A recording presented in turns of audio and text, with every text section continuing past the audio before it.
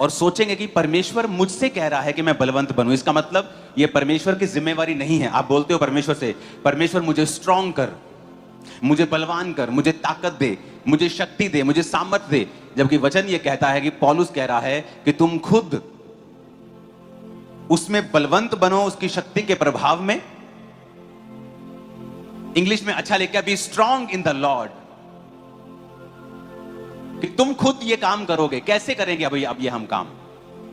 आप जानते हैं बहुत सारी चीजें। आज आप परमेश्वर पर आस लगाते हैं, या बहुत से लोग परमेश्वर से क्वेश्चन पूछते हैं जब उनकी लाइफ में हीलिंग नहीं होती, या अपने फेलो ब्रदर की लाइफ में वो हीलिंग नहीं देखते, चंगाई नहीं देखते, तो वो कहते हैं कि परमेश्वर ने नहीं किया, जबकि ये रॉन्ग है। वचन ये कहता है कि परमेश्वर ने वो एबिलिटी, वो ताकत, वो सामर्थ चर्च को दे दी है। अगर चर्च नहीं करेगी तो परमेश्वर नहीं करेगा।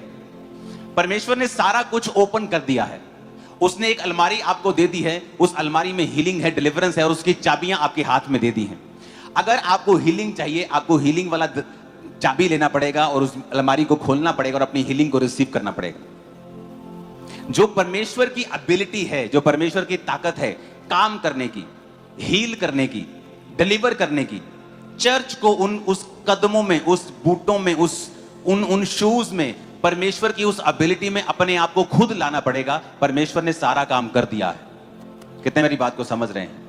अगर अब हीलिंग नहीं हो रही है तो इसमें परमेश्वर का कसूर नहीं है। कोई ऐसा व्यक्ति नहीं है जो परमेश्वर की तरह उसी धार्मिकता में घुस के, उसी धार्मिकता में चल के, जो परमेश्वर ने पावर ऑलरेडी अवेलेबल की हुई है, उसका फायदा ले सके। कितने मेरी बात को समझ रहे हैं? तो जब शैतान आपको अविश्वास में डालने की कोशिश करता है किसी काम के ना होने की वजह से, उसके पीछे का कसूर परमेश्वर का नहीं है, बल्कि हमारा खुद का है, आपका खुद का है।